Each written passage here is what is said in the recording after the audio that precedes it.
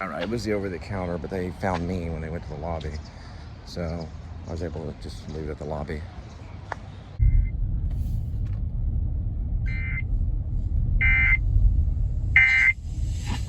Actual emergency. WRR would have instructed you of news and official information. WRR has finished conducting this test of the emergency alert system.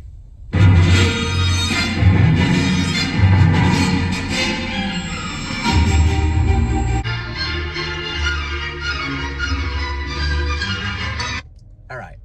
So about my music, the 3 paintings are worth that much. So fish is $30,000. I upped the price because no one was buying it, so it's going to go up as time goes by, plus inflation. $30,000 for fish. I made that painting a long time ago in the mid-90s. $30,000 for, and that's what I'm just now thinking right now.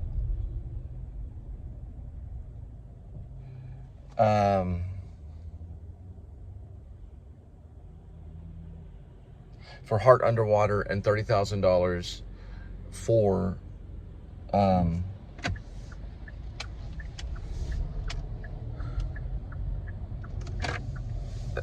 Vanity Faces, or I think it's Face Pedestal. Each one is $30,000, so all of them together are $90,000, and then the other one called Found is $1,500. Hell Cup, I'll talk about later. It's a smaller painting on a smaller frame. That's what I'm thinking right now about Hell Cup. So when I was in Irving, I donated Brain and maybe Hell Cup. Not for sure on Hell Cup. It was a smaller one. It's a smaller painting.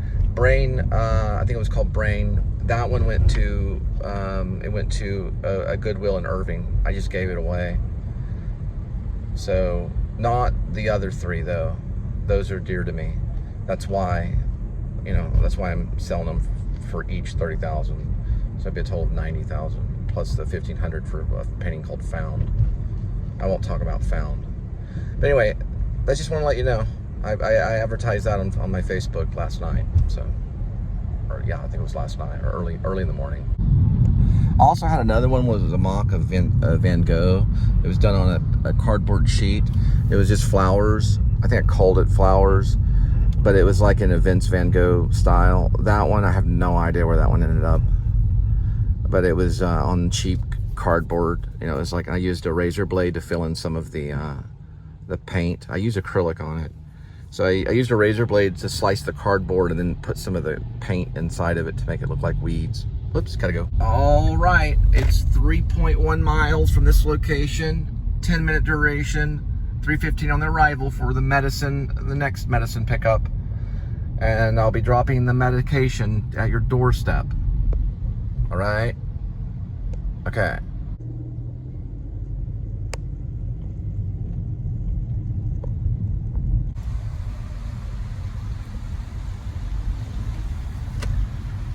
So some actors will paint and then they'll sell it. Some filmmakers will paint, David Lynch, and then some collect. Like Dustin Hoffman, he collected them. So the reason I know this is because there was some crazy lady, I don't know, I can't think of her name, but she was a crazy lady and she worked for some crazy organization back in the day. This is like the 60s. She made a bomb because she was working for this underground group. You know the story. Blew up. Dustin Hoffman comes running out because he lived in the apartment like down the way. Place was on fire, smoke going everywhere. And what did Hoffman have in his hands? You guessed it, paintings. He ran out of his place with paintings that he had collected. He really did. This is an article and they have photos of him doing it. So you can't deny it. But yeah, some are collectors and then some are painters. I would like to be both, really, if I can. But it's messy, the painting. It gets all over your clothes, all over the apartment. You got to have a studio, in my own opinion. I know Jim Carrey went on crazy with the primary colors. And the same thing with, who was the other guy that was doing it? There's another painter. There's a lot of them. No. Hopper. Yeah, Dennis Hopper was great. Great painter. You got to check his stuff out. I like abstract, like Frank Stella, or, you know, like the other dude, Pollock, that kind of stuff. Anyway, it'd be cool to get a studio. But I do a little bit of collecting on my iPhone 11 of images. That's a Masonic Lodge right there. The whole thing. Can you believe it? Yes, there's a sign if you don't believe it. Look how giant that is. I've never been in there. You have to be a Mason. So you go to this area of Fort Worth on this side, right over on Lancaster. Masonic Temple, right there. That's what that says. I think Abraham Lincoln was one of them. It's just a rumor, I'm not telling the truth. Maybe I might be, I don't know. I heard rumors. But it's Masonic. You know, Homer Simpson's in there or something.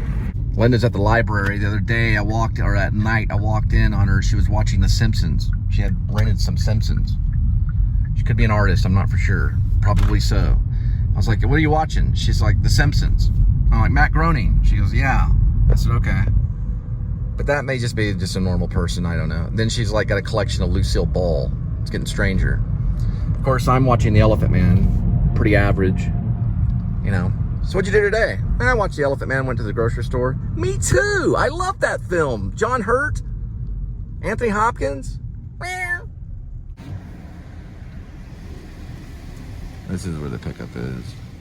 Infection diseases, no problem. You got one of these? Well, you did the same.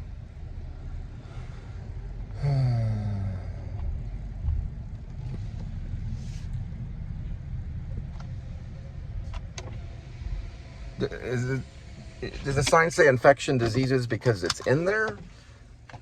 Or they have like collections of it on vial? Or on vinyl? Yeah, really.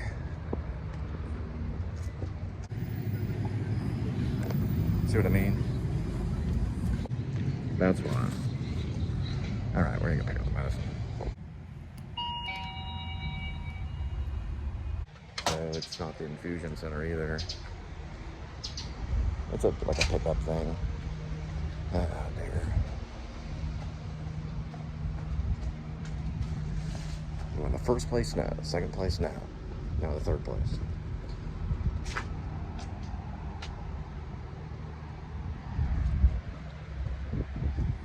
It's that side of the building. I'm gonna do this thing right here.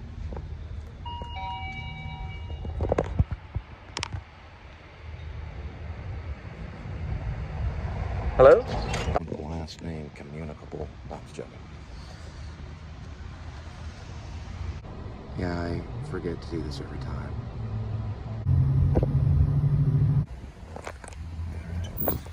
Celebrate this. I don't want them to see the inside of my trunk. You know what I mean? I always take it out of the trunk to take a photo. It's weird. You know, it's like, plus it isolates the distance between this thing and that thing, and it doesn't mean that this isn't part of it, and just it gets it isolated like on the concrete, blah, blah, blah. All right. We're going about 65 miles. I think it's like $40 or something. An hour and 24 minutes. We'll arrive at 4:50 in the PM. Now, the entire time, I'm going to go through you know what? I'm not going to really, I'm up all night editing this, so I'm not going to go over the entire filmography of David Lynch. I'm actually going to not film as much. This route avoids a slowdown on I-30 East near Dallas. You're on the best route. You will arrive at 4:51 p.m. My favorite thing to say in these situations is I call my dad, like, Dad, hey, I'm gonna try to be a stand-up comedian. And he goes, well, yeah, you gotta be funny. I was like, okay, I'm dealing with it. I'm dealing with it. Just got real quiet on the phone. I don't remember what was after the conversation. I called him one time from Chicago. I ran off to Chicago in my 20s. I took a stick, well, 3 or 4 sticks of spaghetti. I can put them in the back of the car, like right here, in a one of those round Tupperware. They're like, it looks like a candy dish. I can't even describe it, but it's like something you would put like popcorn in or something. You know, it has a little screw top on the top. And it's got it's made out of plastic. Well, I don't know, what do you call those things? It's not necessarily Tupperware. You'd put maybe like pretzels and nuts in it, which would probably been better. But I just put spaghetti sticks in it and a big thing of peanut butter. And that was it. And I chewed on the spaghetti stuff when I was hungry. And I didn't even boil it or anything, which was stupid. And then I had some peanut butter too at like a motel. I stayed the night at a motel somewhere right outside of Chicago. I went into Chicago, and the first thing I did is I had a necklace. I wore it like right here. It had a happy face and a smiley face in it. You know, the happy face and smiley face, the mask. They call them the theater mask or theater mask. I sold it for like $30 at a jewelry store, and then bought a Philly cheesesteak and walked around Chicago for the day. And then I stayed the other night at the motel, another motel. I was a big Smashing Pumpkins fan. And I called my dad with another phone call, and it was like this. Hey, Dad. He was like, well, yeah, hello. I'm in Chicago. Oh, okay. I'm going to be a mime. So your response was no response. No, he had a response. This is his response. It wasn't the same as a stand-up comedian. He goes, it's a cold, hard world out there. So, and that was... I knew Nick Johnson. He was a mime in Chicago. He had worked with Greg Goldston. And it was a long pause, you know. Dad, I'm going to be a mime. I'm in Chicago. Well, then later on, I did this to get my family's attention. I was walking around Chicago, you know, going underneath the... I had no camera or anything. I was going underneath the subways. And I said, I called my grandparents, my grandfather, Claude Spivey. He was alive then. And Mimar answered the phone. I was talking about her earlier. I said, hi, Mimar, I'm in Chicago. I'm looking at theaters and acting schools and things like that. What are you doing? And she puts my grandfather on the phone. And he gets on the phone really quick and he goes, Cole, you got to get a redheaded H-W-O-R-E and you'll be able to accomplish anything. He gave the phone back to my grandma. That's what he told me. He was in the Navy. Basically a redheaded lady. That's what his advice was to me when I was in Chicago. Get a redheaded lady. You'll be able to accomplish anything. I'll never forget that compliment. It makes me want to cry. I didn't respond back. I said, okay. You know, I was obviously headed back. Within that week, I'd driven back. I ran out of gas in Missouri. I called my friend Rob. He wired me some money to a Western Union for the rest of the gas money. And they couldn't afford it, but he did it anyway. So that $20 I put in my tank and drove back in. The next day, I went and stayed at Rob's house. His crazy dog bit me in the hand. And I go running off to the ER, complaining. Oh, man. So neurotic. But anyway, what would a best friend do, you know? Well, they let the dog in. The dog saw me. And I guess he just leaped after me. Didn't recognize me because I was staying in Rob's room. He bites me like right here. I jump into the bathroom. Rob's like, just stay in there. We're going to take the dog back in the backyard. We didn't know he was going to do that. That was a crazy dog. Crazy dog. He also bit my friend Dana in the butt one time. Oh, I hate that dog. He died, though. The dog's name was Kane.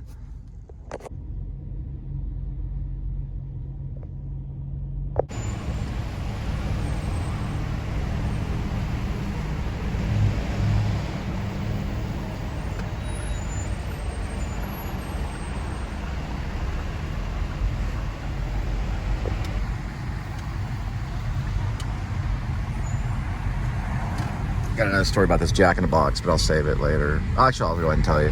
My dad and I went in there when I was very young, and there was a lady that went in there. She was a homeless lady, and she was wearing a big coat that looked worn down. I think my dad handed me it was like a couple of 50s wrapped in a lighter. And he said, go over, this is during the holidays, probably around November. He said, go over to that lady and hand this to her with the lighter. Because she was back in the day, you could smoke inside of Jack in a Box. I think she was waiting on her food. So I walked over and handed her the lighter with the 250s wrapped around it. And she just took the lighter with the money and then put it in her pocket. And then I afterwards, Dad and I, we got our Jumbo Jacks or tacos. Usually it was tacos. My dad would get 6 tacos. And I would get like a Jumbo Jack or something. And I looked over at my dad and I said, Dad, why'd you do that? And he said, well, she can go off with that and probably buy a new coat. You know, that's what his answer was.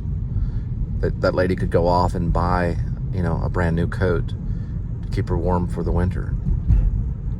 That's the best he could do, you know, at that moment. You know, but that was a great thing to see a father do.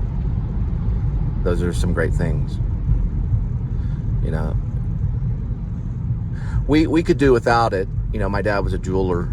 He was into jewelry. We could have done it without it, you know. Maybe, I don't know.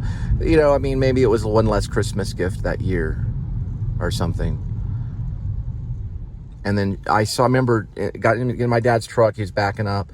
We were driving off. He was turning. I turned my head and looked. I saw that lady walking down that area that I just filmed back there.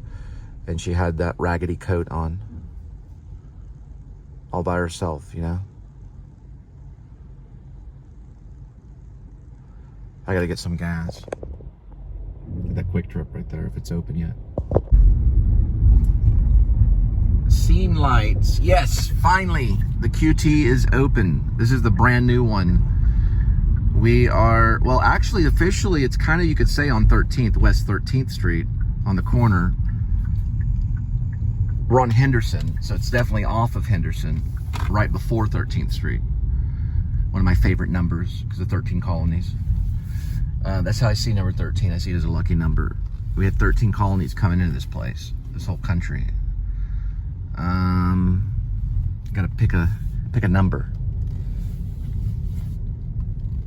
Today's number is 10 balls. Each ball has a number. Numbers 1 through 10. Swirl the numbers. Pick a number. Today's number is 4. Alright. This is the bomb QT right here. This is the great one. It's got a freaking balcony, man. We could have a band up there or something. Insane.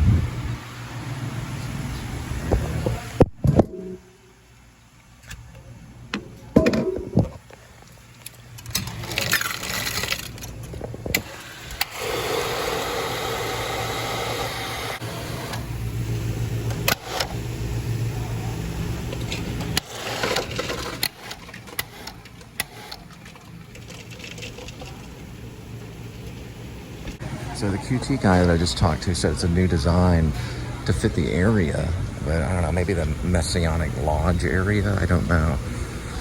Or Masonic Lodge, sorry, I say it wrong. The Masonic Lodge is right there. Should it have like triangles everywhere or something? I guess it does fit this area. Maybe it wants other things to fit that, because it's nicer than most everything else around here, but it's a very nice QT. It's huge. I got a Rooster Booster and some gas, but anyway, I gotta get to Wylie and drop off some medicine.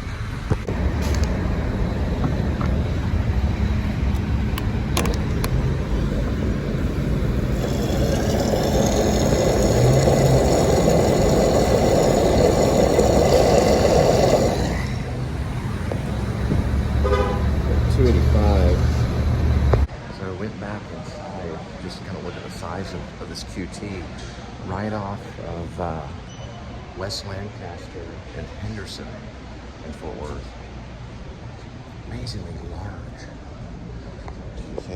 See the traffic right here? I mean, man, they went all out. About to go in the restrooms. The restrooms are surprisingly small, but still, I give it a thumbs up. Well, everything's spread apart in there, so it probably helps them with security, because this is the pumps, but inside the aisles are very far apart. Tchaikovsky's final work at the